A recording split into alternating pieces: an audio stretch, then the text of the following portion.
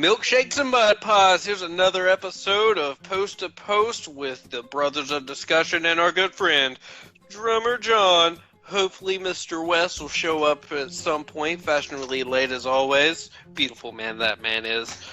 So how's everyone doing? Hanging in there. Had a good week of wrestling watching, and I'm ready to talk about it, man. How about you over there, Big Willie style? Man, it's been good. I wish I had cable to watch some of this stuff, and then I've been busy for work, so I haven't been able to watch any of the YouTube accessible stuff. I didn't need to watch AEW Dark this week because I saw all that live last week, but I definitely want to jump in and go watch some Power to see how that studio show's looking. I've heard good things. But before we get too far into things, let's have a moment of silence for WWE and that loss of their greatest star ever, the Crowd at Hell in a Cell, who's been signed to AEW. It's confirmed. You heard it here. WWE Crowd to AEW. Confirmed. I thought we were having a moment of silence. Yeah, we're not good at that. Well, there was a split second there, so okay. Bullshit. Some of the chants were fucking insane. I'm sitting there watching it, and I'm just like, number one, the fucking red light. Like, didn't they do that back in the day with Kane or some shit like that? And it was just, it didn't work. I hated it. Red light to hide. Oh, that red light to hide the blood or whatever that they had. No, they did the whole match for Hell in a Cell with a red light on the ring. Like there was no. It was ambience for the Fiend. Yeah. I remember. I saw some clips of that, and I was just like, what? It was bullshit for the bullshit. It was horrible. I hate it. And again, I'm the hardcore WWE fan on this friggin' panel, and if I'm over here saying that I hated it, Vinnie Mac, you need to fucking fix it, because it pretty much just felt like you were watching an entire match on a Virtual Boy. It was horrible, man, and you go just as blind. And the ending. Oh my god. Well, let's. I agree. I already know where that's going, but let's start at the top of the card. Okay. To that, so we can get some of the okay portions out of the way before we just spout just the large amount of hate that I'm sure most of our 8 listeners might believe. I mean, I think we may have picked up some more. I got a lot of people that took the card and were quite pleased with it. Oh shit, we got mine. I handed out the card at the show last week. Here's I just picture you walking in a store. Here's a card. No, it's actually very nice. It's not awkward at all. Hey, bitch! I'm quite... Take my fucking card! You lovely person, here's a card! And that's the Art Foundation. No, that didn't sound like some sort of douche nozzle. I'm not. That's a fun fact. I'm not a douche nozzle. He's the bag. Yeah. So I think was it on the kickoff or was it actually on the main card? Natalya and Lacey Evans. That was on the main. Hold on. That wasn't even on it. That was on the next day. They brought it on Raw the next day. Because it was a submission match, and I thought it was on the pre-show or something. I thought it was too, because I feel like I read a review of Hell in a Cell. Like, overall, it got like a B- or something. Because I know the next night they did a street fight that Natalya won.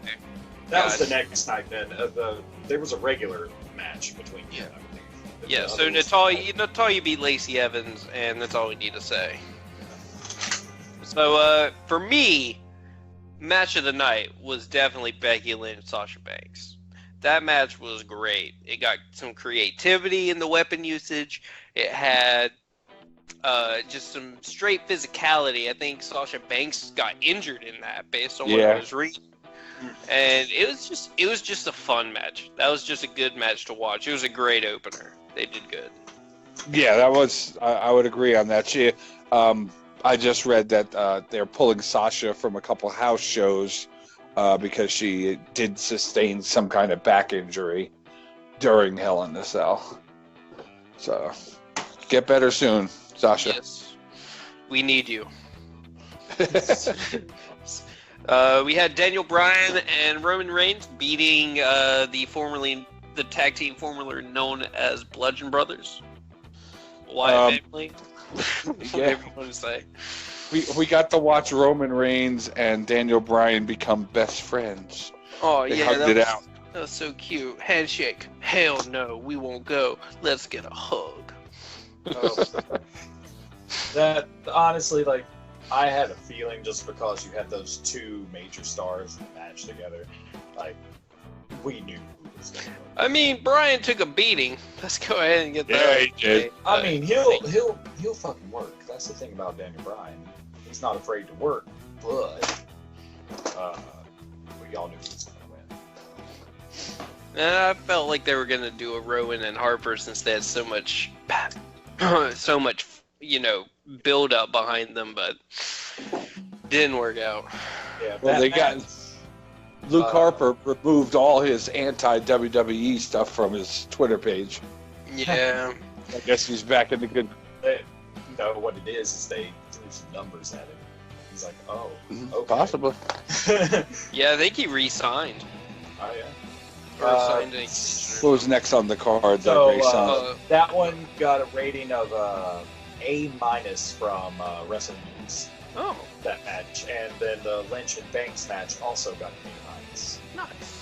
The next one is Baron Corbin or King Corbin and Chad Gable. So a nice little match here. Okay, so I fucking hated it. I mean, Like- honestly, for me, if Baron Corbin's in a match, I'm probably not Okay, gonna I don't. it. Alright, so I hate Baron Corbin. Let's get it out of the way. But I didn't mind the match itself. It was fine. It was a little plain. It was more of a raw match. I just really love Chad Gable. But hearing them continuously say Shorty Gable like 100 times in that 12 minutes just ruined everything for me. That's the problem with those announcers over there. It's not just the announcers. They It's think the we're fact gonna. trying to get that name over, and it's Yeah. not going to work. But even if they weren't trying to get that over, they still would have said his name 900 times. Like we're gonna fucking. Doesn't matter. 5 It's a minutes. fucking stupid name, and they It needed to is. drop shit. Like, who gives a fuck? Short? Who gives a fuck that he's a smaller statute dude? The point is, if you do that, you're just really insulting the dude. Like, you're not saying it in any endearing way other than just Shorty Gable or Shorty G. It's the dumbest fucking thing in the world, and he is way better than that. He deserves way more than just a moniker of Shorty Gable. Hey there, short shit. Did you win? Did he really? Because he has Shorty Gable as a name. Yeah, exactly. He lost the game of life on that. God, Jesus. That was obnoxious, stupid. Sad thing is, with as much as you hate it, they gave that match a B+. Right, as I said, the match was fine. It's just the announcing and hearing Shorty Gable or just Shorty so many times was overkill. Yeah. And it just Yeah. put me out of it. You should be happy in the fact that, they're burying their King of the Ring by having him lose on a regular basis to Chad Gable now. Has the King of the Ring been relevant since '98? Not since Booker T, in my opinion. I was gonna say, King Booker! King Booker! Although, what's his name? The British dude, Wade Barrett. Wade Barrett was a They trashed him. decent king. They trashed him too, though. Everyone who wins the King of the Ring just loses after that. Then we had Randy Orton and Ali, formerly known as Mustafa Ali. Yeah, where was the build-up for this match? It There was nothing. It was just... is non-existent. they just do a match together. Yeah, they just That's all.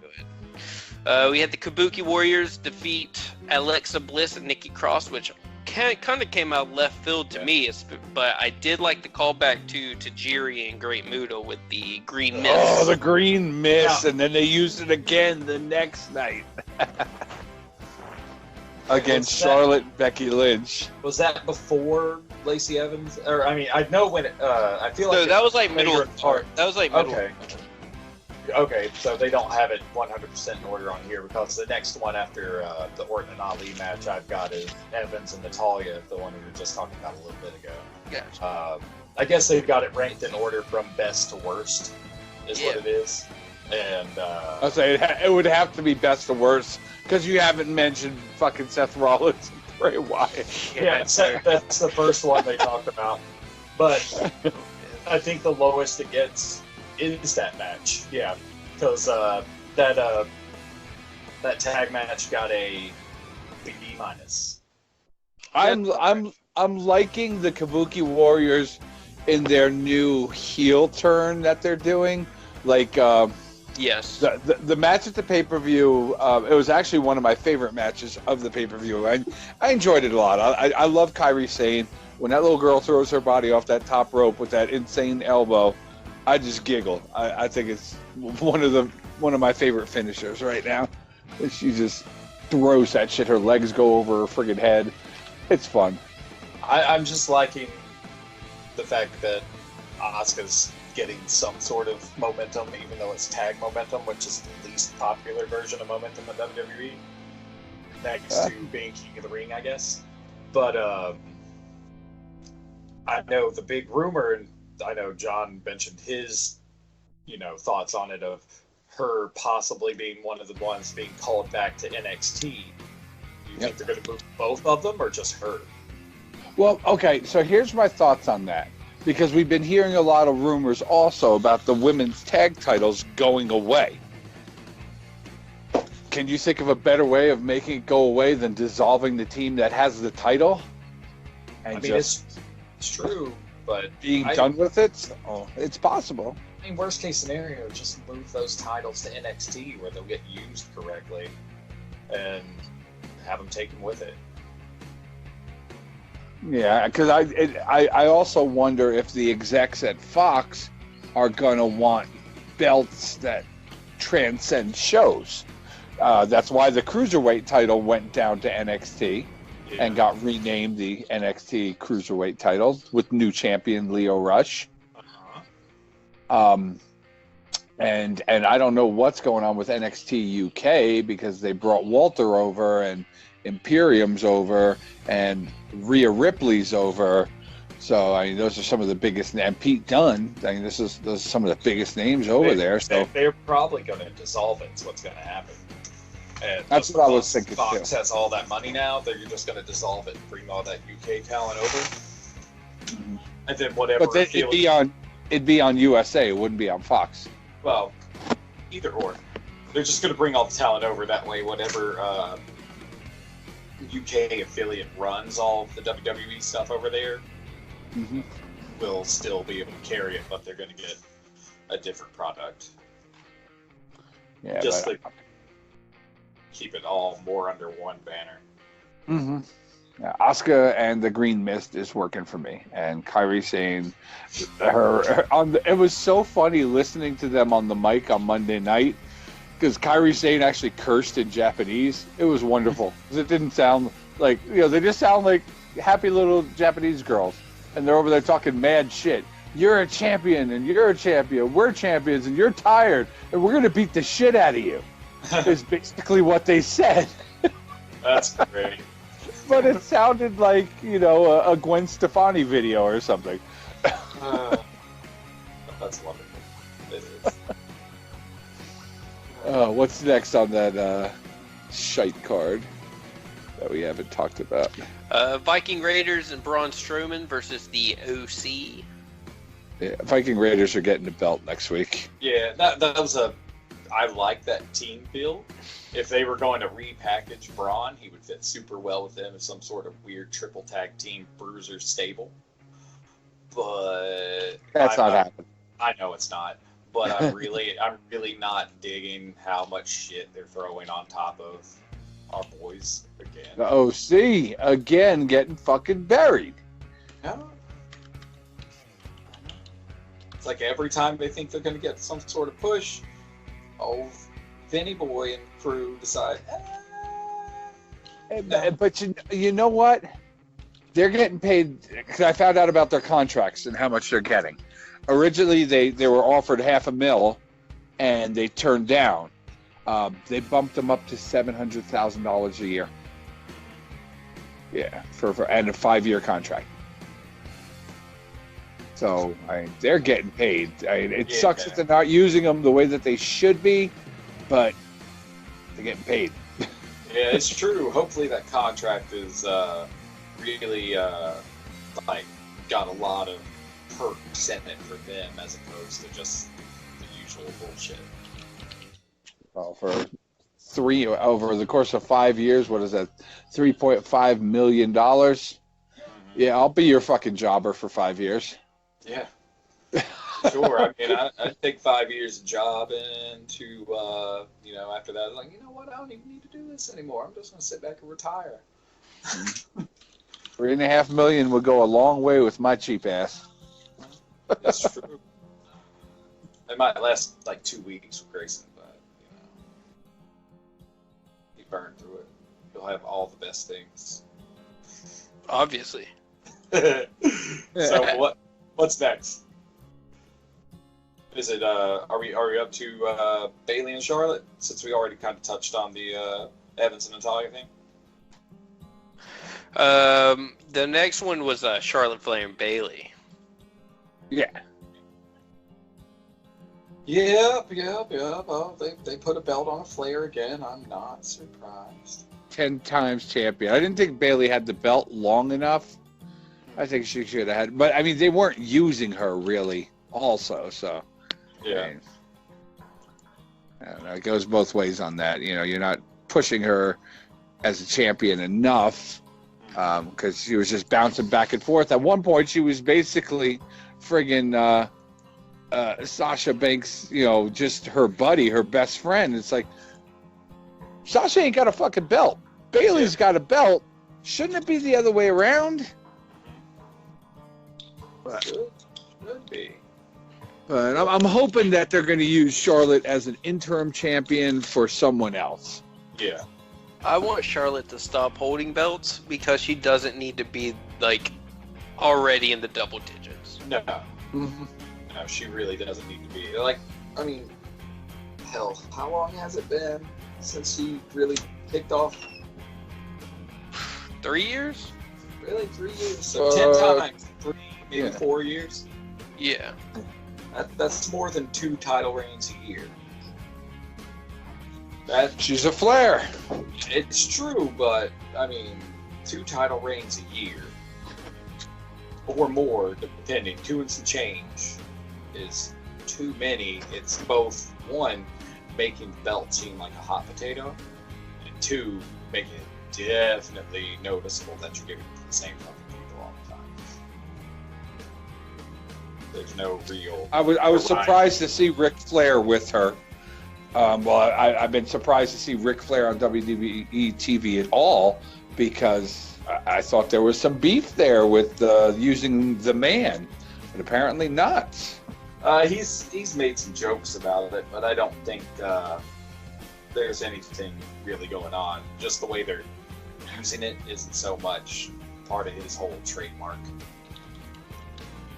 So and then we got the whole Hulk Hogan, Team Hogan versus Team Flair coming up at Crown Jewel.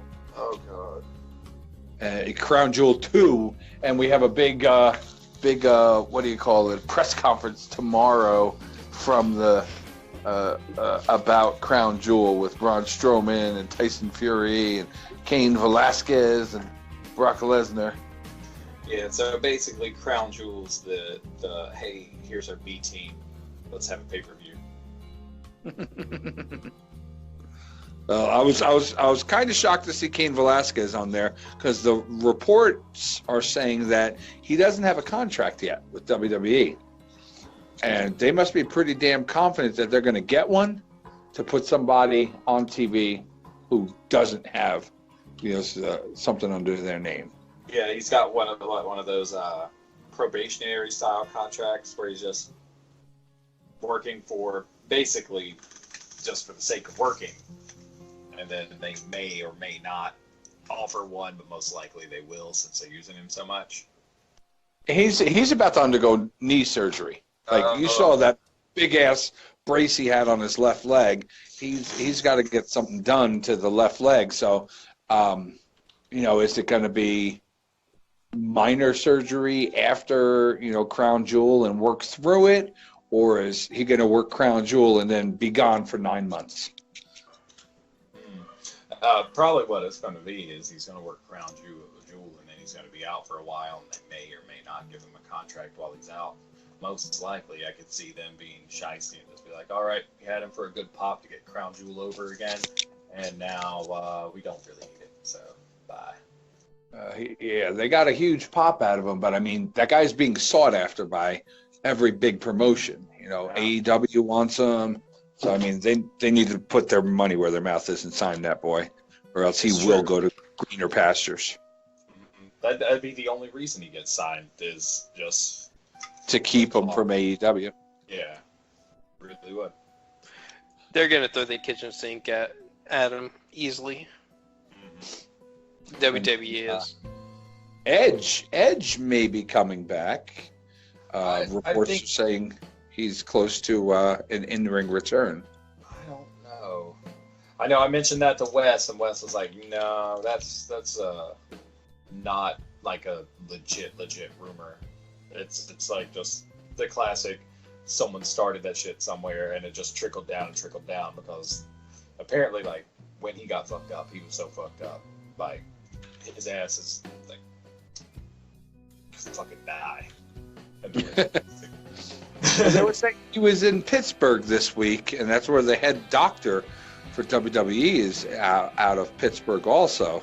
So, I mean, coincidence? They said he was there on official WWE business. So, I don't know. I mean, Maybe. It could go either way. I don't see it personally. So, it's one of those situations. But let's get to the main turkey on this match, the titular match, as it were, and the dumpster fire that it was. Oh my God, where to fucking begin? We'll begin at the end.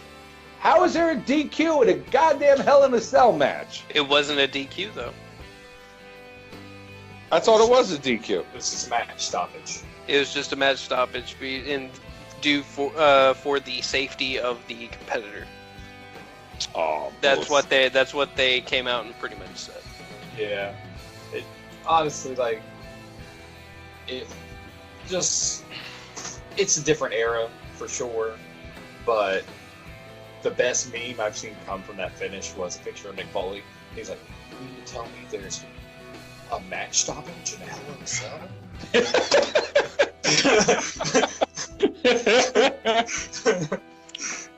It was wonderful.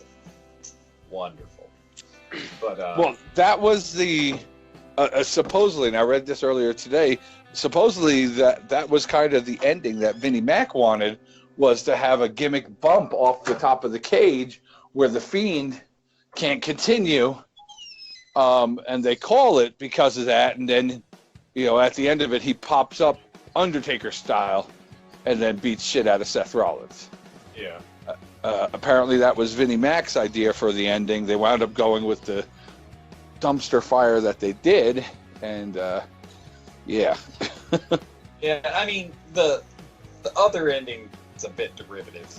I mean, it kind of works. It's been done before, but it was only done, 20 years ago?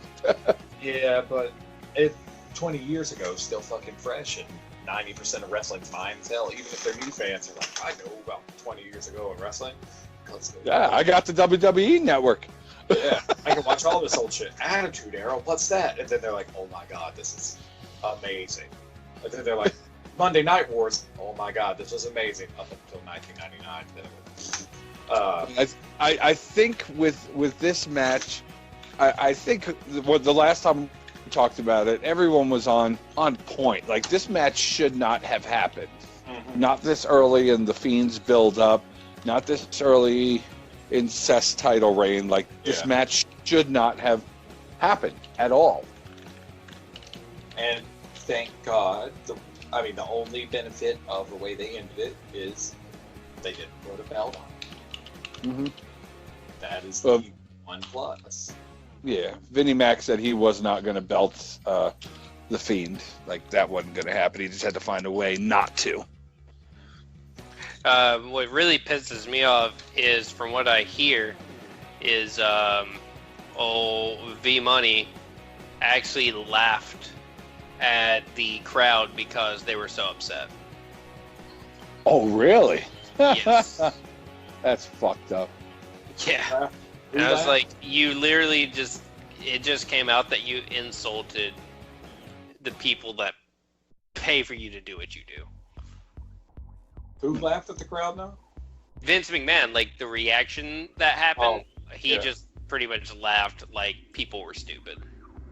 Oh, fine. He doesn't give a shit. He's fucking 900 years old, and his finger's been fairly off the pulse that most people want for a while. It's on a pulse for wrestling.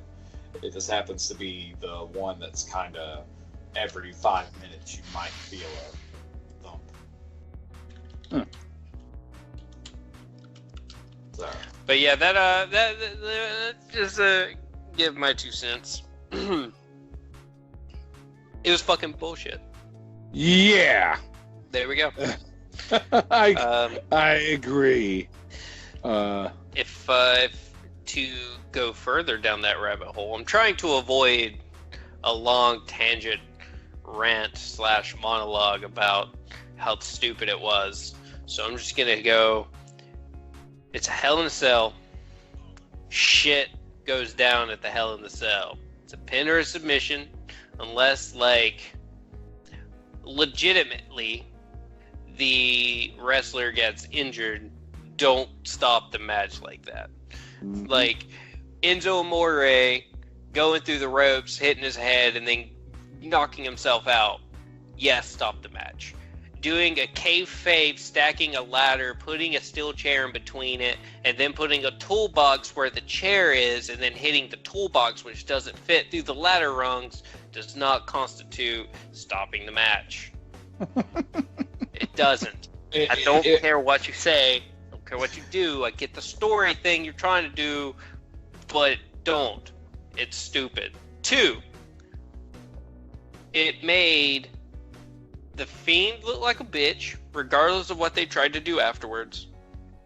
And it made Seth Rollins also look like a bitch because he's weak as fuck. Mm-hmm. So it was just bad all around, and I do not care about anything they're doing at this time. I could care less about this draft. I could care less about any of the storylines. I'm soured. Yeah. I think a lot of people are soured, and like I said, the best acquisition AEW got was that whole damn crowd. Yep. Didn't translate well because you can't compete against baseball, but you know. Yeah. Oh, yeah. That's America's game, sir. Yeah. So, but still, you know, they're putting up good ratings for what they're doing. So. That's true. I'm not going to sit here and lie. I'm still going to watch it. Am I pissed? Yeah, I'm pissed, but I'm a mark. I will continue the path I have been since the last time I got pissed off this bad, and that's I only watch the pay-per-views, and then I will read the results of what happens on TV.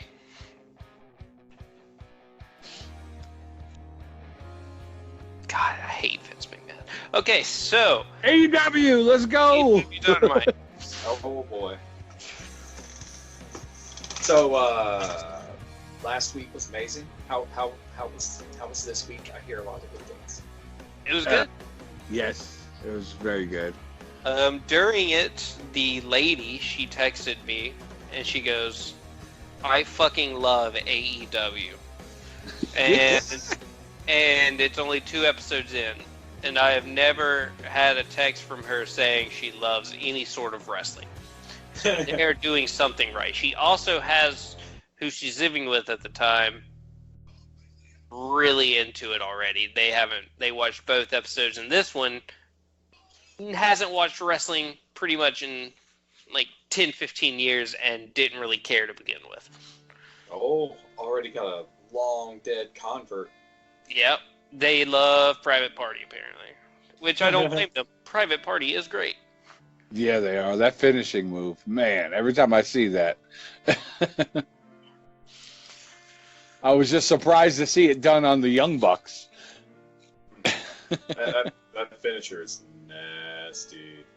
And last week's debut of the Inner Circle. Yeah. What do you guys think of that name? I like it. I like it. I'm a fan. It feels right for that group, especially since it was almost all like handpicked by Jericho. Yeah. You know? And the I guess he's going by what, Jack Hager now? Yeah. Jake. Okay. Jake Hager, that's solid.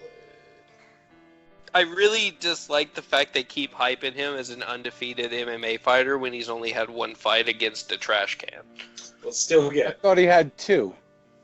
His next fight is the 25th. Oh, okay. If I'm right.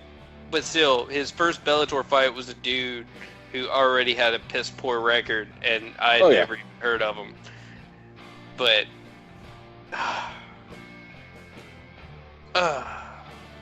2. Which one of P&P is it that keeps sticking his tongue out and biting it? That's Santana?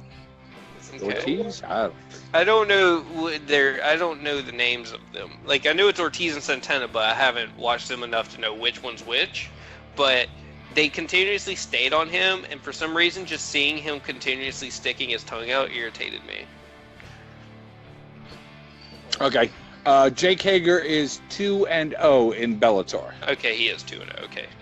So he did have another fight. All right, thank you. He fought J.W. Kaiser January, and then in May he fought T.J. Jones, and then you're correct, on the 25th he is going to fight Anthony Garrett, who is 3 wins, 1 loss. Oh, well, still pretty inexperienced, but depends on his amateur record in my book. So, okay, well, that's fine then. I'm less perturbed about that. But still, 2 fights for trash cans.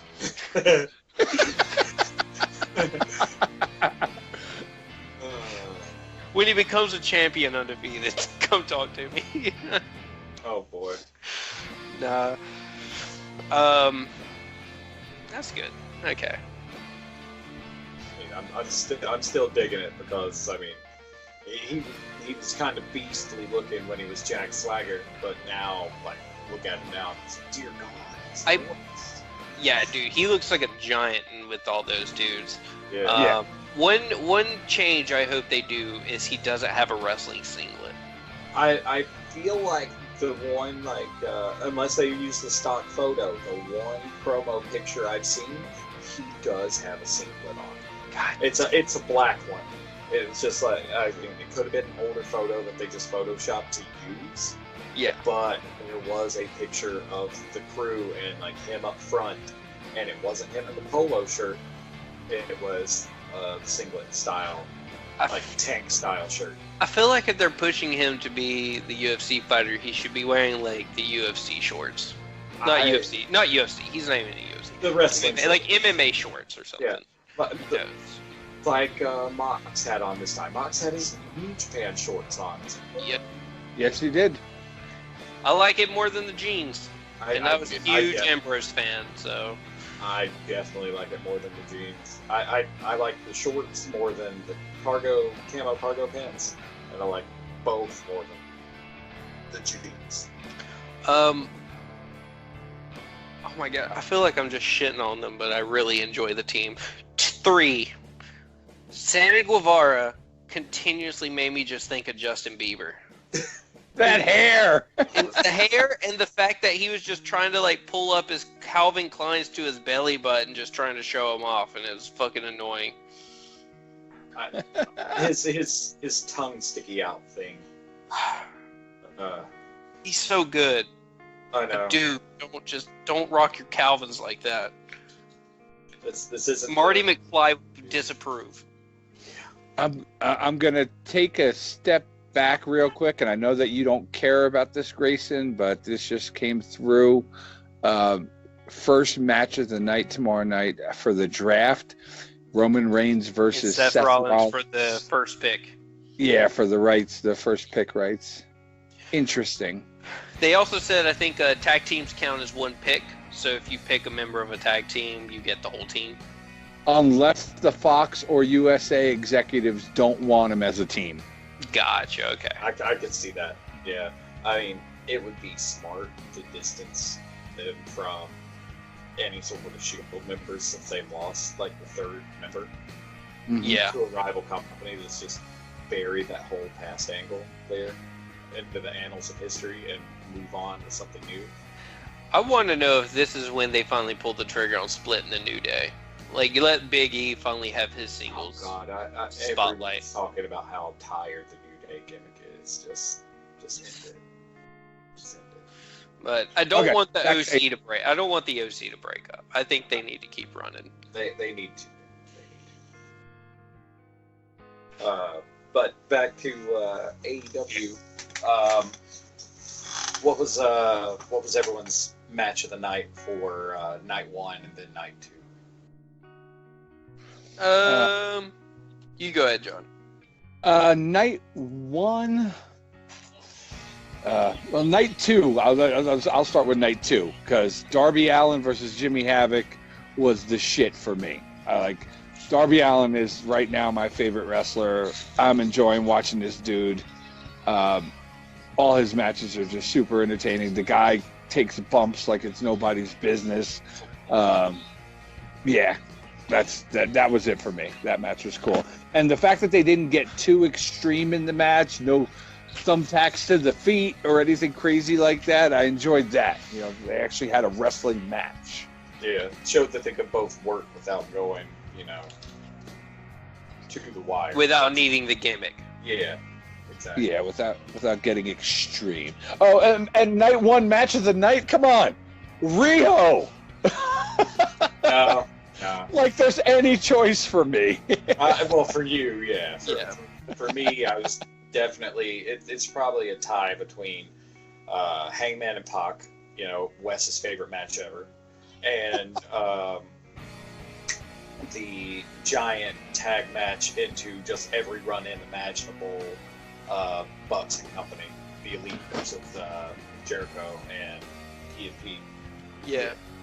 The for me it was Hangman and Pac for the first night, and then the second night I'm torn because I really enjoyed that Bucks private party match because I was on the edge of my seat for it because they did everything right, but I'm with John.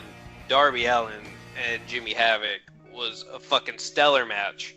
Yeah. And Darby Allin is also one of my new favorite wrestlers. I'm right there with the both of you. I've seen clips from that match, and I'm just like, yeah, that right there is enough. But I've seen clips just about every match from the other night, and that's the one that still sticks the most.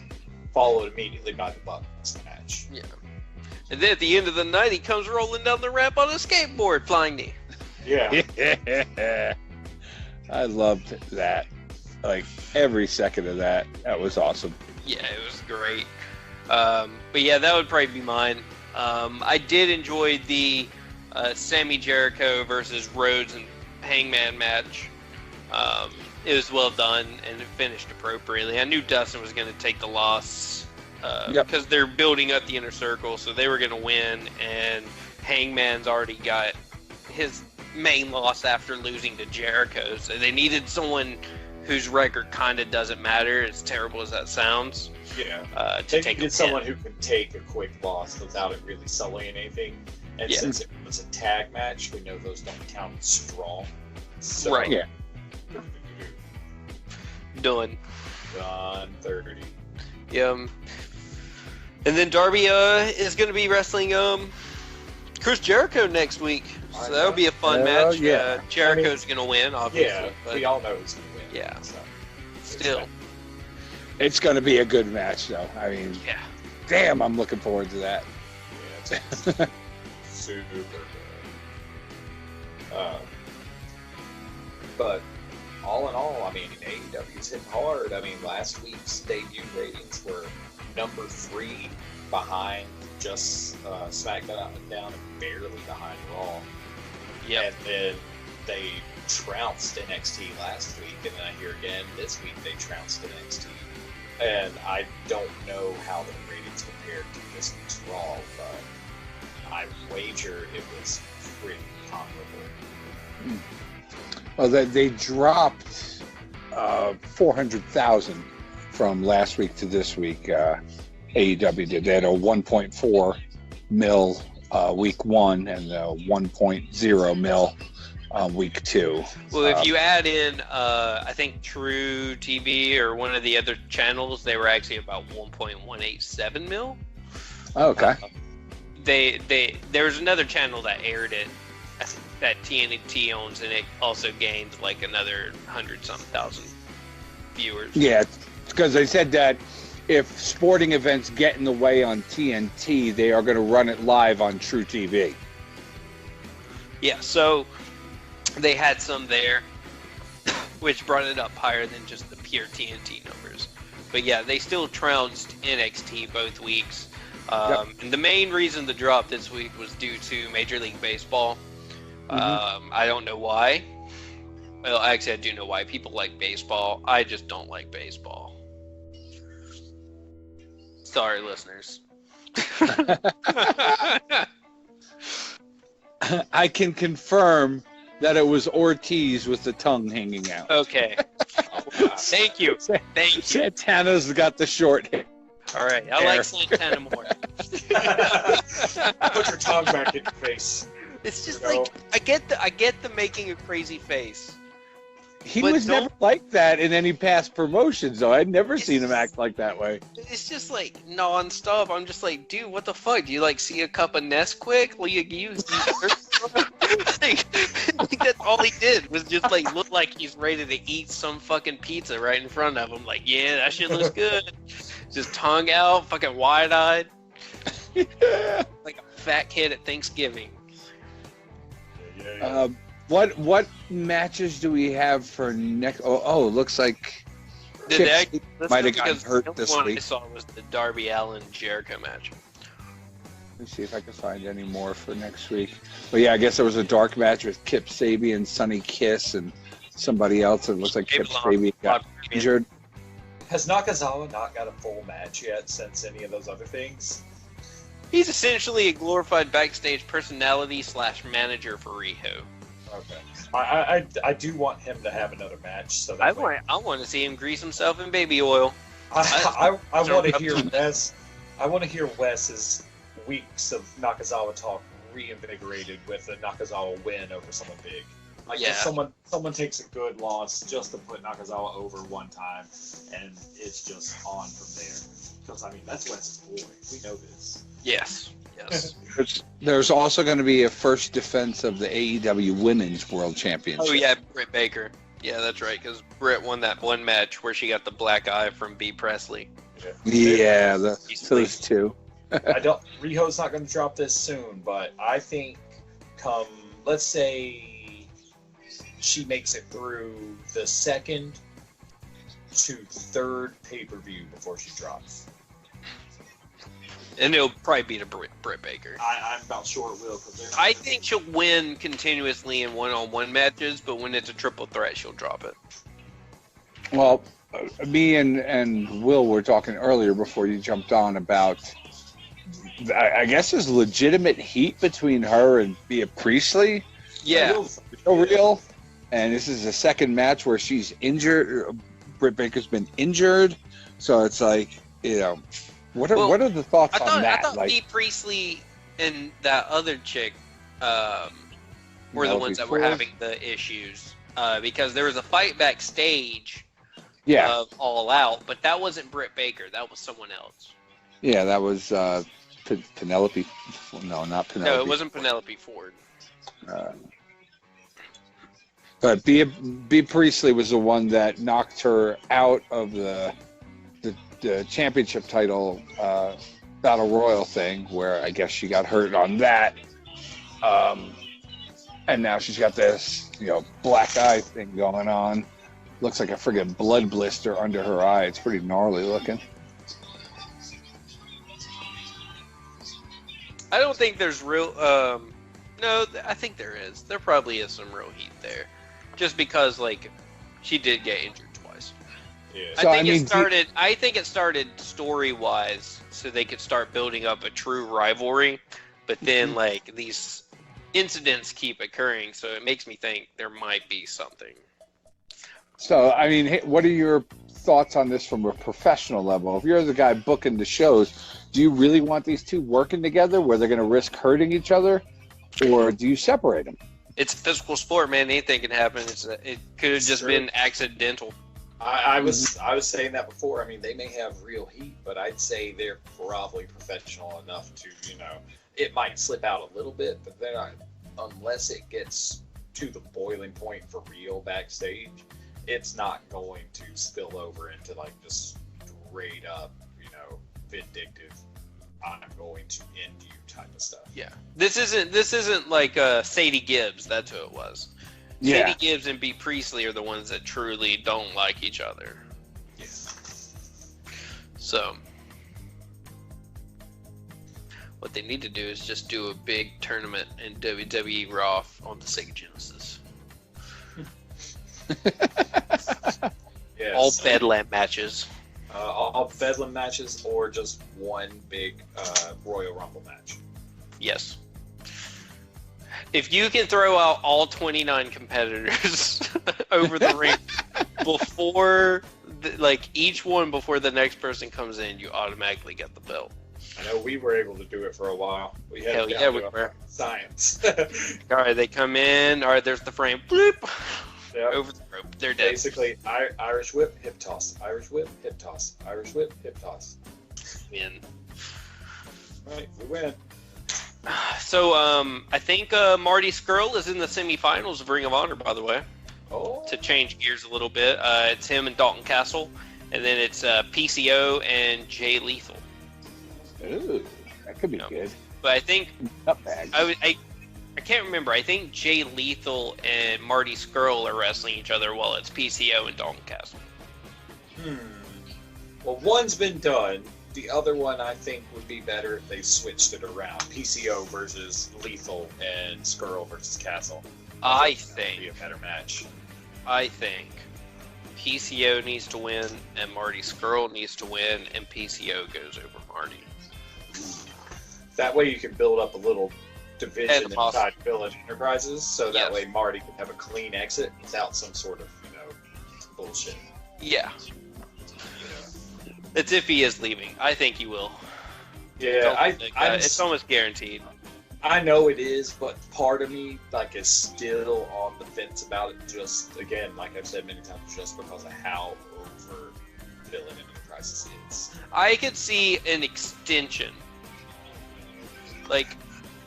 6-month extension or something, just to play that out and truly set the gears in motion of dissolving it or getting the new leader in place and then him exiting. But they haven't done.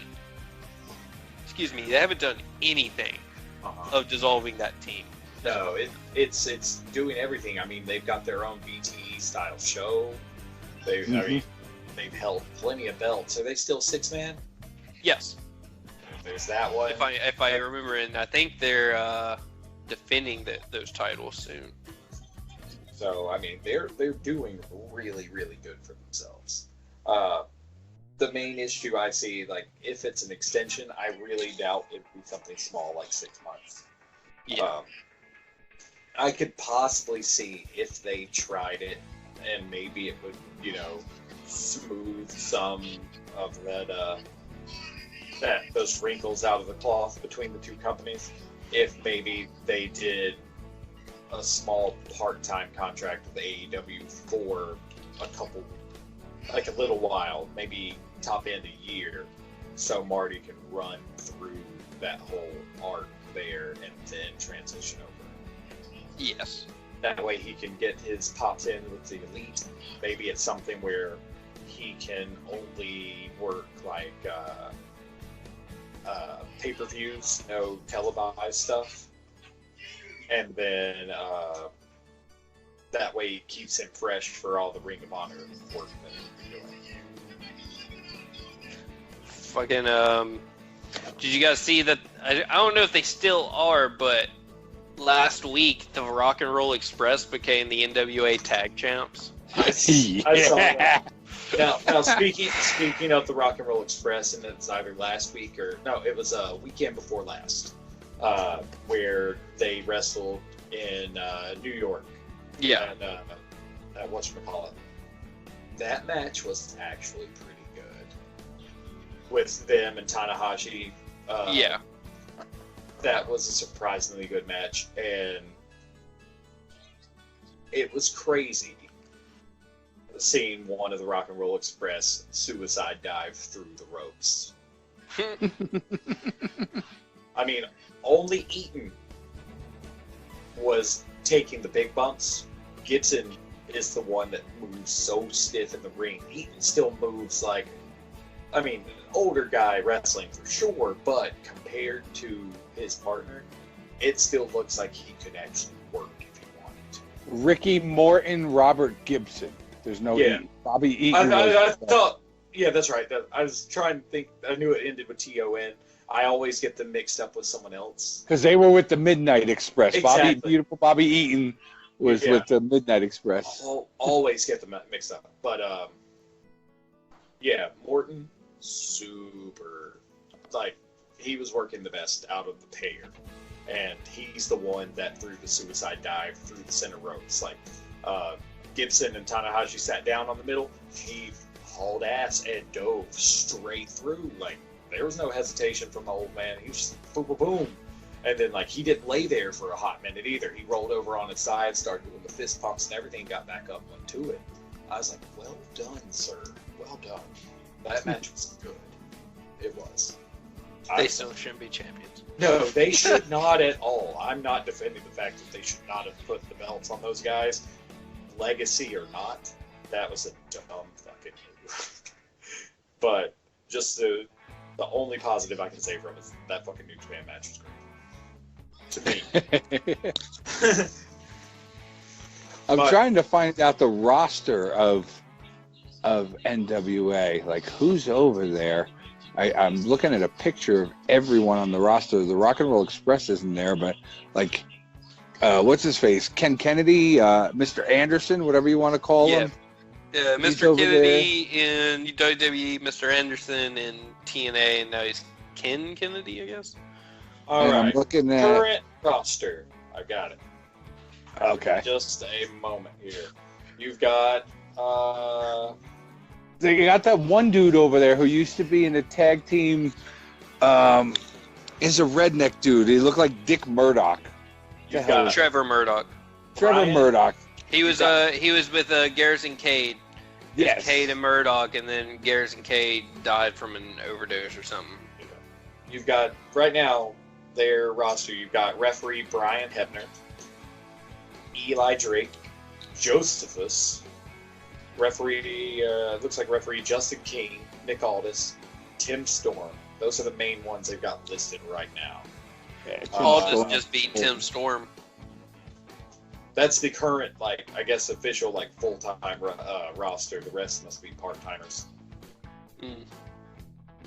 Probably James Storm is in there. Yeah, James Storm is there because he's one of their champs. I'm looking at their tag team champions now. I don't know who they are, but the one guy in the kilt looks impressive. Let's see what else we've got here for another men's division. Aaron Stevens, formerly known as Damian Sandow. Caleb Conley. He's doing something. Yeah, Caleb Conley's there. Colt Cabana. Cowboy James Storm. Eli Drake. Josephus, as I said it again, who looks like a knockoff barbarian. Josephus. Either way. Mr. Anderson, Aldis, The Question Mark,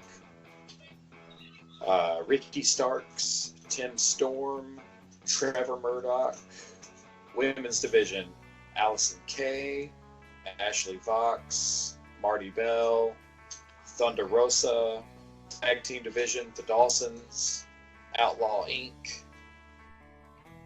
and the Rock and Roll Express, the Wild Cards. And Tom Latimer is this guy's name I'm looking at. Yeah, Tom Latimer and Royce Isaacs, they're the Wild Cards. The Rock and Roll Express was in that same picture from fucking 900 years ago. Eddie Kingston and Homicide are Outlaw Inc., and Dave and Zane Dawson are the Dawsons. That's everybody. I do believe, so far. Not too bad, honestly. Oh, speaking of Eddie Kingston. He just came on. Now, yeah, I'm not a fan of his. So, John, you've watched most of Power, right? I'm on the second episode right now. I've watched a little bit of it. It's definitely throwback. Even the way the set looks is so 1970s. I love it. It reminds me of watching wrestling with my grandmother when I was 10 years old. Like, I'm digging that aspect of it. I'm digging the throwback. Even the commentators look like they should be in the 70s. The suits they're wearing and everything. Yeah, it's looking pretty cool. I'm liking the way it looks. I really am. Like when I saw like the zoom out of the whole studio, where it was like, okay, you've got the entrance ramp on one side, you've got stands on two far sides, camera side and non-camera side, and then to the other edge, that's where all your staging is, your interview area, your desk. All that stuff is over there, so it's all in one big room, and you can see it all at once. So when the camera pans certain ways, it's like, oh, look, there's where they're giving the interviews in a little bit. They don't even have it like curtained off between matches, so it looks like it's somewhere else. Yeah, they have no like railing on the side or anything. You just got the stands that look like high school bleachers. There's no, dividers between the wrestlers and the audience or anything like that. It's pretty cool. Like, I'm digging it. I don't know that I dig the talent over there so much yet, but what the show has given me so far is it's throwback. It's definitely throwback. Now, I haven't seen it yet. I'll probably try and watch some here in the next day or so. The audio still super like, it's mic'd so good you can hear the echo in the studio. Just like I haven't noticed that because I watched it a lot without sound. Oh, okay. I tend Are to you put watching on, it like if I watch at work, I put on closed caption. I've been having it playing in the background here for the last hour. But I mean, I'm hearing good things. The only big thing is you and Wes both talking about how annoying Cornette's voice is. Oh my fuck! I will tell you the craziest thing. I never thought I'd hear it come from Wes, because we have heard how much he hates Cornette. Yep. He told me yesterday Cornette did something right. No fucking way. I shit you not. I gotta hear this. Wes is a faker. I will. Let me bring up the message itself. Let's see if it was sent individually or if it was sent via something else. Let me check that. That was last week. So I believe it was in the post-to-post chit-chat here earlier on. Let me scroll.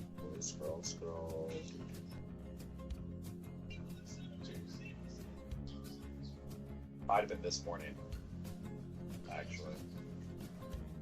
Okay, so there's Josephus. He doesn't even look like the Barbarian. He looks very plain. He looks like Ron Swanson from. Here it is. So, 6:21 yesterday. Okay, so Wes mentions, of course, that our buddy Weatherman loves NWA Power. And then I follow with, yep, Cornette City. And then Wes follows up with, Cornette did a really good job. And I was like, say what? He's like, yeah, I know.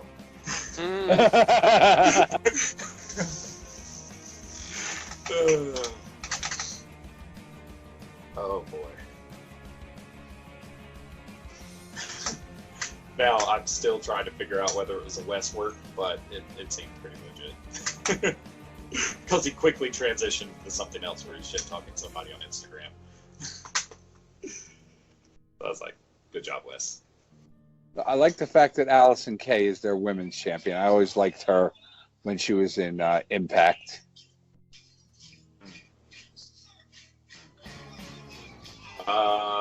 So NWA's looking pretty good.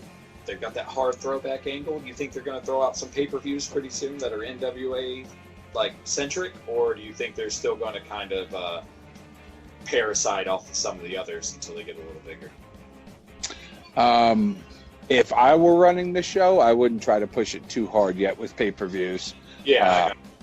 I think they should just focus on delivering a quality product and getting the name of the product out there to get people interested in it and watching it. And then, if you can build up enough people at that point, then maybe get into the pay-per-view scope. But, I mean, right now, a pay-per-view would be a lost... yeah, that's what I'm saying. Down the line, do you think you're pretty, let's say within the next year, because I think that's a pretty good build time if you think about it.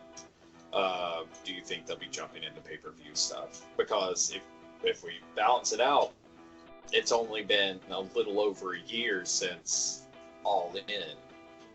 Mm-hmm. And in that year, AEW was built from the bottom up. And then they started throwing it out.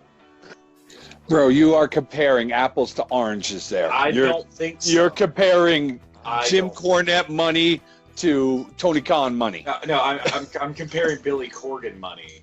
Okay. Still no money in there. It's still more money than Cornette money.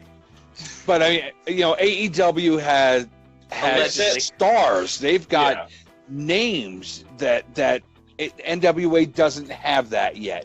They don't have, Yeah, but I'm saying, they don't have that yet. Can they get that?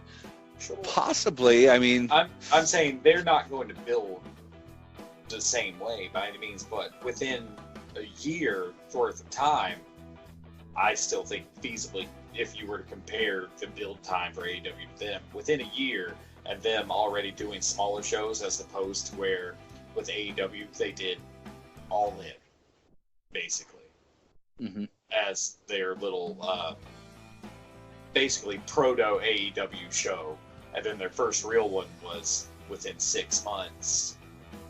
But a year later, they do their first television show. We've got the reverse happening where NWA started their television. So within a year, do you think, since they're going that way to build their brand up slow, do you think that within a year they could possibly do one of their first, testing the water pay-per-views? So they're building it totally different in that way, as AEW went pay-per-view, pay-per-view, pay-per-view, pay-per-view, TV. They're going TV, pay-per-view. Could they? Absolutely. Will it be successful? I don't think so. Who knows? I just don't think they have the fan base yet to do it. Again, a year. I don't think they'll have it in a year. I mean, they're gonna have to deliver a quality product that people are going to be interested in. They're going to have to, kind of like AEW, put some new faces on there to break away. I mean, they're doing that now with this whole studio vibe, which we don't see anymore. So it's it's something that we're not seeing from anyone else. But, how are people going to respond to this? I'm an old fart, so I like the nostalgia act of it. How are the young kids who are getting into wrestling now going to feel about this? How are the millennials, the 20-year-olds, the 30-year-olds? How are they going to feel about seeing this? I think it'll work because almost doing it with the studio style kind of plays off reality TV a little bit. without all the dumb shit. Yeah. Because if we really want to think about it, the earliest scripted reality TV was probably fucking pro wrestling on TV. Absolutely. So, I mean, it's just really, like, I think it's almost a clever way to kind of cash in on that whole angle and to build up some drama, but also give you, you know, a sports edge, I guess you could say. So, fingers crossed. I hope they do something. I figure 2 years top end, if everything goes well for them, they could be like a big dog again. It's so old school. Like, you see the cameraman in the shots. Yeah, and you know, I'm watching an interview right now with the Tim Storm guy, the former champion.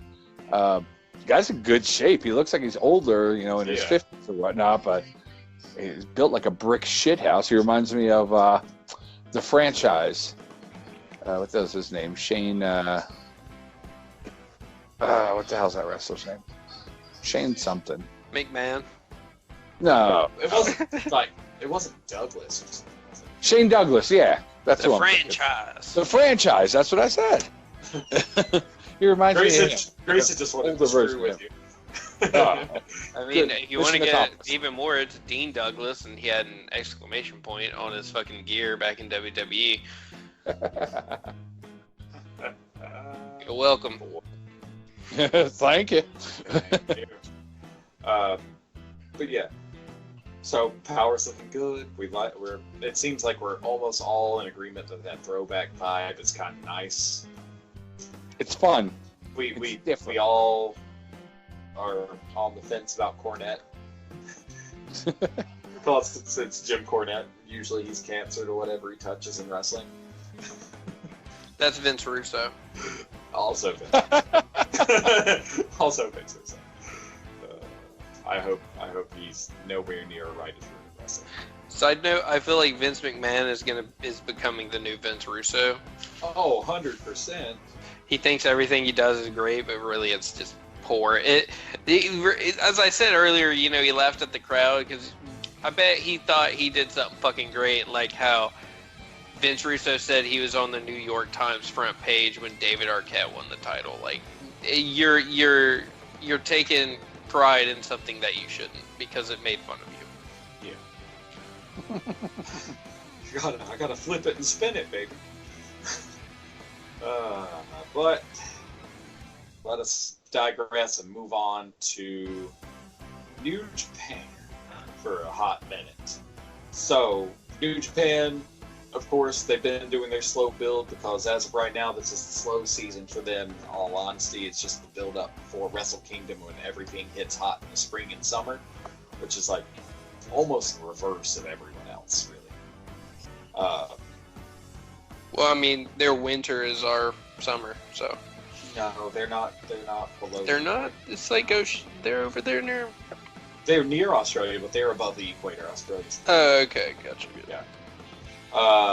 Because technically, if we're gonna place Japan globally, and if we remove parallel to them all the way across, they line up closer with,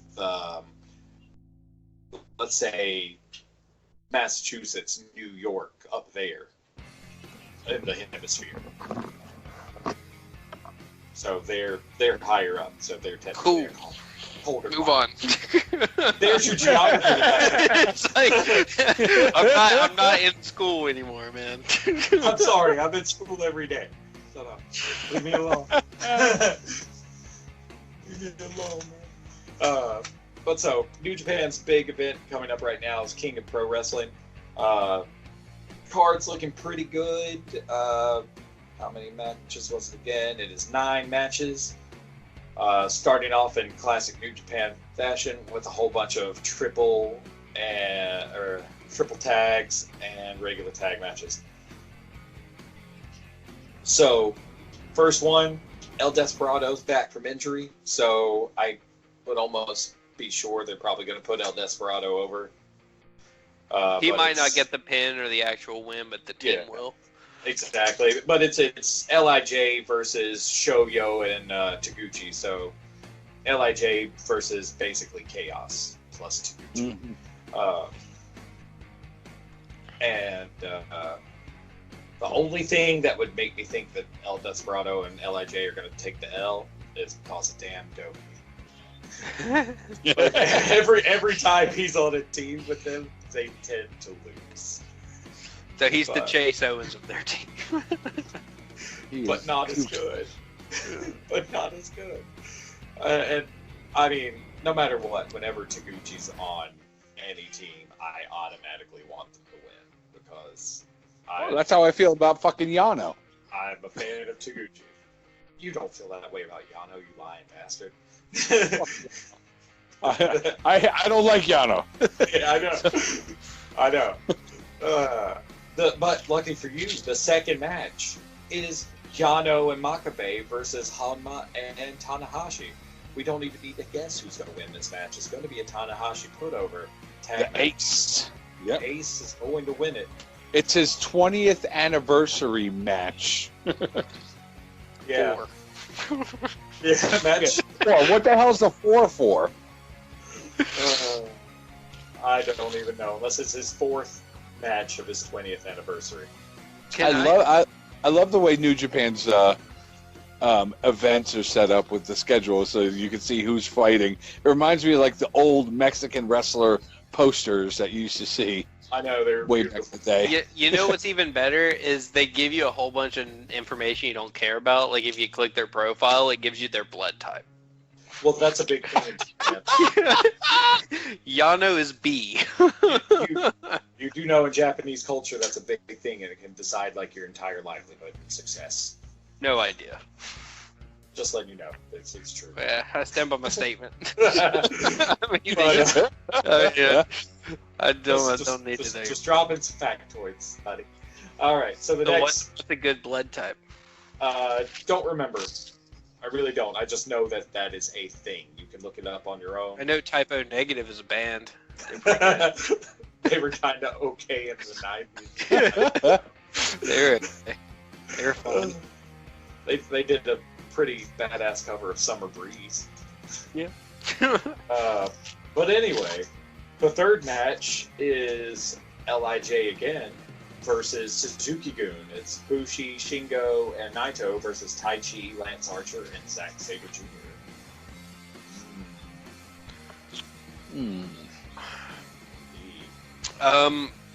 Fuck Taichi, so I hope the other team wins. LIJ. I'm only leaning more towards the team, even though Taichi's on it, just because Lance Archer's been super hot right now, and Zack Sabre Jr., of course. It's always solid. Yeah. But it's just such a real mishmash of players on that one.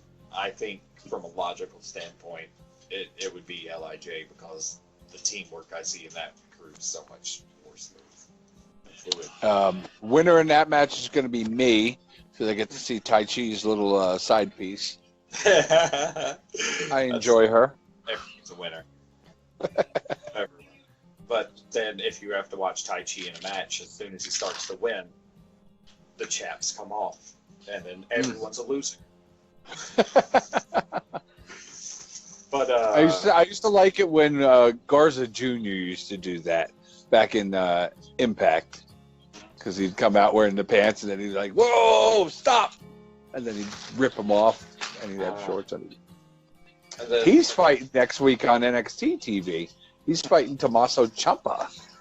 Ciampa. So match 4, you've got the former jobbers now getting slight pushes of Yoshihashi, Ishii, and Goto going up against Bullet Club, Takahashi, Kenta, and Jay White.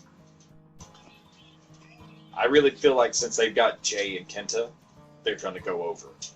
Yep, I'm going Bullet Club. Yeah, I'm definitely leaning Bullet Club on this one. They can't constantly dick Bullet Club in the opening matches all the time. Especially now that they put such a big hyped up name as Kenta in it. Mm-hmm. And then John, of course, is a winner again because he gets to see Takahashi's side piece come in. Mm-hmm. Which one do you prefer, John? Man, I got yellow fever. It don't matter. Or like the yellow plague. Oh, it escalated from fever. That would be my wrestling name. Now coming in 200 and who the hell knows pounds. John the Yellow Plague Monair. Oh boy. Good stuff. But yeah, I really don't think Yoshihashi's crew is going to go over. If they do, it would just be to put Goto over, in all honesty. But I don't see that happening. Next match, Liger and Suzuki. The rematch from where Liger stole, not Liger, Suzuki stole Liger's mask. Yeah, and then he's tried to stab him. Yeah. And Liger's demonic persona came out. Kishin Liger. Yes. Yes. Kishin That Liger was is badass. that was pretty cool. He's I'm got going the face Liger. paint. It's Yeah. his retirement tour and everything. I honestly hope Liger comes out as Kishin Liger. Oh, that'd be cool. That'd To do the whole match as him. The whole match as Kishin Liger, just drops Suzuki like a sack of potatoes. Like, just destroy. It would be awesome. But I have a feeling they're going to put those two on equal footing, though, since both of them are 30-year vets, and only one of them's retiring. Next match is the big one. It's the one where, even though I'm probably going to be wrong on my prediction, I'm just going to stay put and stay with it. You've got Will Ospreay defending his junior heavy title against El Phantasmo. I'd like to see Phantasmo. That's who I'm hoping wins. I mean, from a logical standpoint, I highly doubt they're going to put him over yet. But I really think, for me, I'm just like, Phantasmo. I'd want him to have the belt. I want him to have that belt, and then also be junior tag champion. So he's just dripping gold, making Bullet Club look good. Oh, man, you're drippy, you're icy. Get all that gold, Phantasmo. Look at you. He's like, I know. I got this. I probably still got the Rev Pro belt. I mean, everything's coming up aces.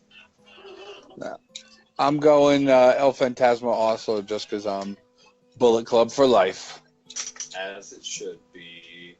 And then, match number 7, our other big one. AEW's own Jon Moxley defending for his first defense of the U.S. title against Juice. His first and last defense. I think Moxley will win. Oh, do tell. Well, he's already said he's going to be in he's going to be at Wrestle Kingdom. So I think he'll lose it there. You're right. I think he'll lose it there because I don't think they're going to put it on such a big name to draw attention to have him lose it in his first defense. Unless they got a big match for him at Wrestle Kingdom. Yeah. That they don't want to have it as a belted match. Now, what? Maybe. I mean, I could really see Moxley, if they use him correctly, being the bridge that, allows for some cross promo with AEW and New Japan. Mm-hmm. But if he does retain over Juice, I could see him maybe dropping it at Wrestle Kingdom, or if he loses the Juice and he keeps going, I would almost see maybe them, since he's super over on both sides, giving him a push for either the IC or he wins the briefcase from Ibushi or whoever happens to have it before Wrestle Kingdom, and then goes into the title picture. Yeah, I can see that.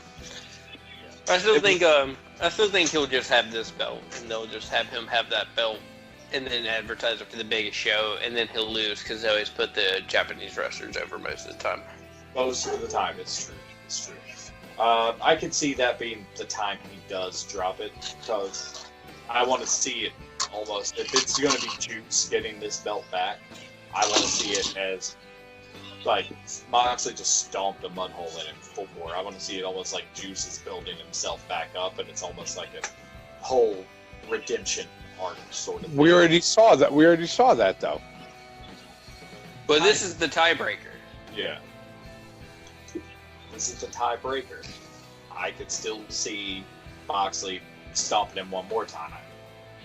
Mm-hmm. Or it's just Moxley wins in a more even fashion. Or it could be some sort of odd DQ. I don't know. Oh. Just don't know. This one's a hard to call. It's like your gut says go with the full-time New Japan talent from a logical standpoint, but then your enjoyment of the talent says go with Mox from an actual sporting and, vicious side. So it's hard. It's a hard one, but I'll stick with Mox on this one. I like where you were going with that at Wrestle Kingdom, dropping it at the big show to a Japanese talent, or maybe do Juice at that show. So, yeah, he'll retain. I think he'll retain. Okay. Good. I'm gonna, even though I want to say Moxley, I'm gonna say Juice because that's what I was mentioning earlier. But I've argued against it, but I'm gonna stick with it just to see what happens. I want to see if I prove myself wrong. So 8th match is the battle for the briefcase, the battle for the challenge contract. Ibushi versus Evil. Ibushi maintains it. I could see Ibushi maintaining it. The only thing that I could see possibly coming with Evil challenging for that is if he gets another challenge for the briefcase later on. Only to win it if the outcome of the final match happens. I was just gonna go there. Yeah. If Sonata were to win against Okada in the final match, then I would like to see, Evil get that contract, and let's see Evil versus Sonata for the friggin' belt. Let's see that supposedly buried animosity that we saw earlier in the year come back up. Yep. And see what happens. Because honestly, that would be cool. Just seeing that right there makes me feel like it's going to be like a very viable angle, but at the same time, knowing New Japan's ways, it's not going to happen because they're pretty high on Ibushi right now. Yeah. So I'm thinking Ibushi might wind up with the belt come Wrestle Kingdom. I could see it. Yeah. Grayson? Ibushi. All right. And then for the last one, we go in Okada or Sonata?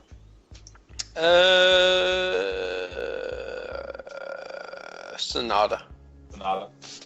I don't know why. I just feel like they've done Okada at Wrestle Kingdom. Might as well do Sonata. And it would make more sense if Kota beat Sonata for the belt. True, because then it wouldn't sully Okada. Right. Off of someone that, at one time was just a part-time New Japan guy and just recently signed a lifetime contract. Yes. Okay. I could see that. I could. But I mean, I wouldn't be surprised. Sonata took him in the. Obviously. Yeah, didn't Sonata beat Okada during? God damn it! That month-long thing that they did G1 a couple months ago. During the G1 climax. Yeah, I mean this is just the rematch from that, and Sonata won then. It would just, again, it'd be kind of silly if they took that instant, momentum away from him again to have him lose to Okada for the second time in a title match. Because that would be the third meeting this year, and they're 1-1. Mm-hmm. One of them was a title match. One of them was non-title. And now this is a title again. So if we think about it that way, Okada's the only one with a win in a title match between the two of them. So we could see something else happen in that regard. Any other pressing matters we want to go into? Because, I mean, I think Kylie Ray signed with the TNA event. I all that. She's a big faker. She's like, I think she just wasn't ready for the big show, and she probably realized it and then dipped out. I could see that. I really could. She couldn't take the constant comparison to Bailey.